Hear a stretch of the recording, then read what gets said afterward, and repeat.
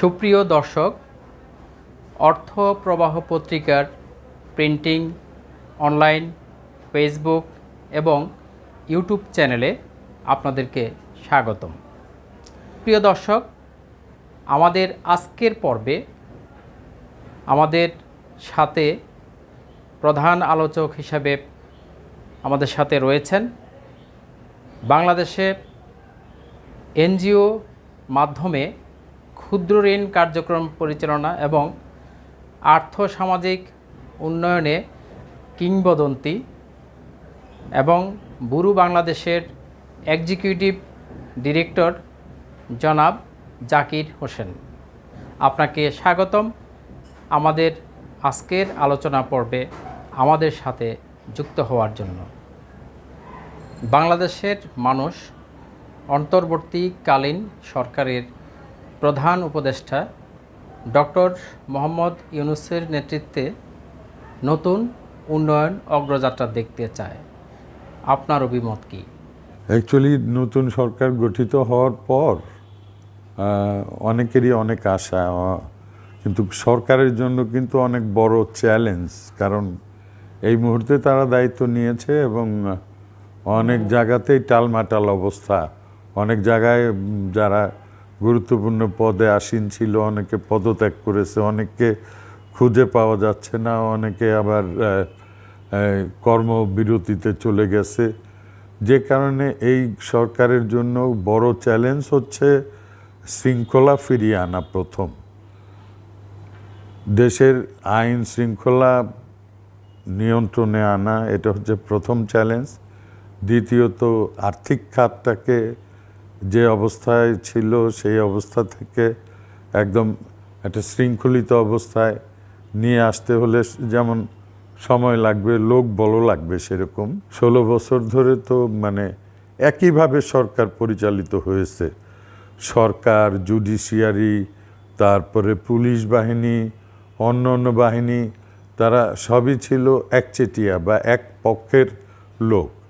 সুতরাং রিফর্ম করতে হলে সঠিকভাবে যদি আমরা এই অবস্থার পরিবর্তন দেখতে চাই, তাহলে বর্তমান গভর্নমেন্টকে যেমন সহায়তা করতে হবে, সাপোর্ট করতে হবে, এবং ছাত্ররা যারা এই ওয়াচডগের মতো ছিল, যারা এই পরিবর্তনটা আনতে একটা বড় ভূমিকা রেখেছে, তাদেরকেও আমার মনে হয় যে সঠিকভাবে কাজগুলো হচ্ছে কি না এই ব্যাপারে মন্ত্রণালয়ে যারা আছে, যারা দায়িত্ব পালন করছে, তাদেরকে ওয়াচডগের মতো লক্ষ্য রাখা, তাদেরকে পরামর্শ দেওয়া এবং কাঙ্ক্ষিত ইস্পিত যে লক্ষ্য, সেই লক্ষ্যে পৌঁছানোর জন্য একটা ভূমিকা রাখা।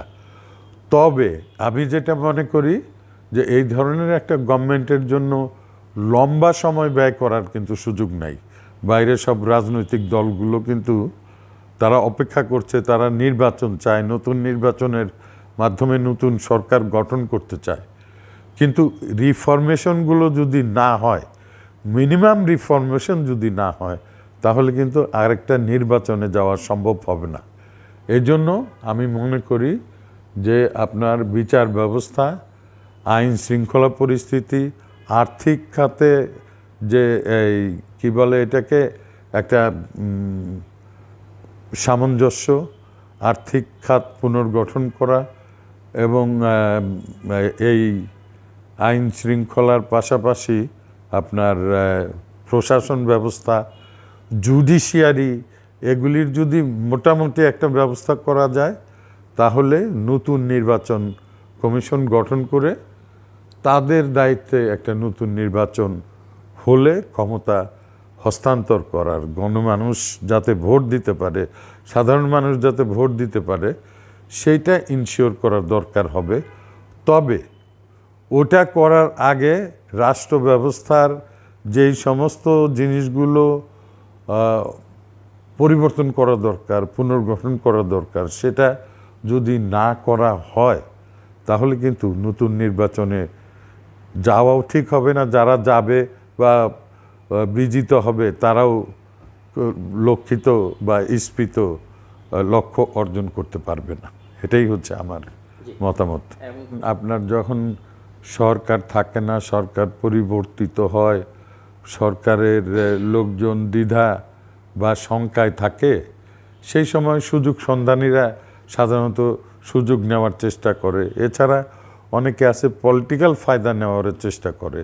তাদের হয়তো বি প্ল্যান, সি প্ল্যান থাকে যে এই যদি পরিবর্তিত হয়ে যায় তাহলে হয়তো একটা গণ্ডগোল বাঁধিয়ে দিয়ে অন্য কারো বা জাতীয় বা আন্তর্জাতিক দৃষ্টি আকর্ষণ করে এই যারা ক্ষমতায় এসছে তাদেরকে যাতে ভুলুণ্ঠিত করা যায়, এরকম নানান আগ্রহ থাকে।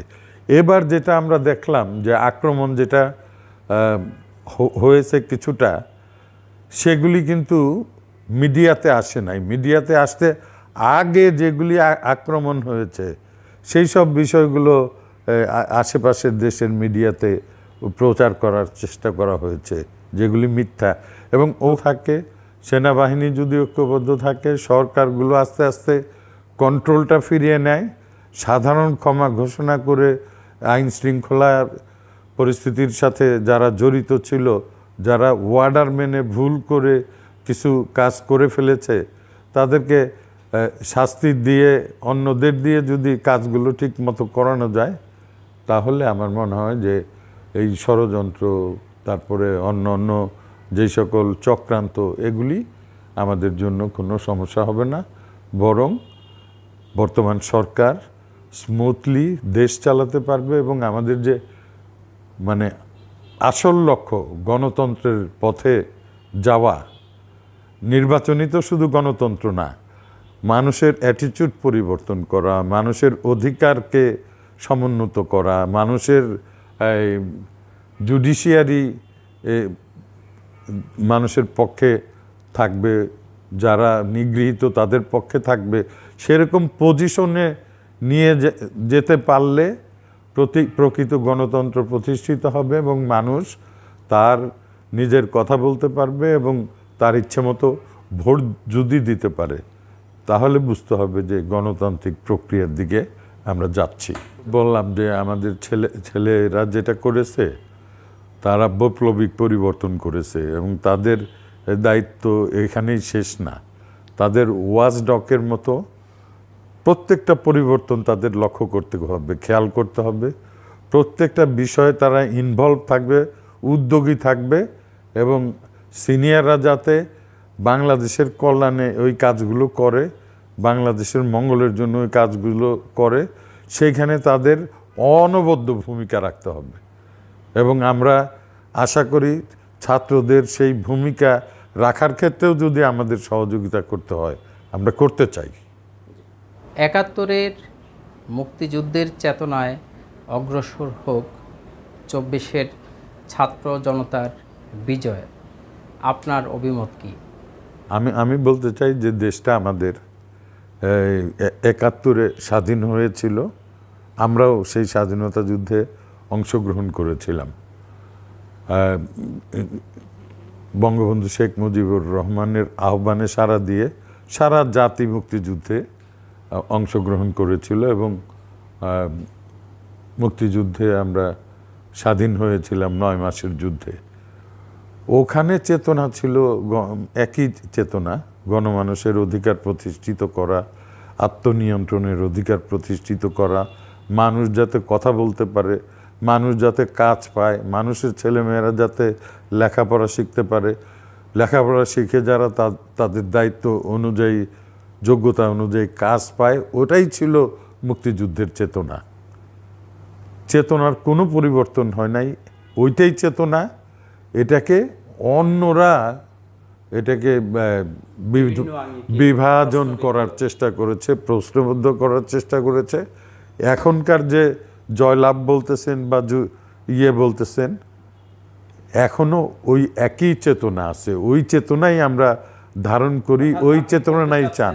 ৭১-এর মুক্তিযুদ্ধের চেতনা আর ২৪-এর ছাত্র জনতার যে বিজয় একই, উদ্দেশ্য একই, লক্ষ্য একই, কিন্তু মাঝখানে অন্যরা এটাকে বিভ্রান্ত করে অন্যভাবে বলার চেষ্টা করেছে, অর্থাৎ কুক্ষিগত করার চেষ্টা করেছে, যেটা আপামর জনসাধারণের সেটাকে গুটি কয়েক লোক কক্ষিগত করেছে, যে কারণে তারা নিশ্চিহ্ন।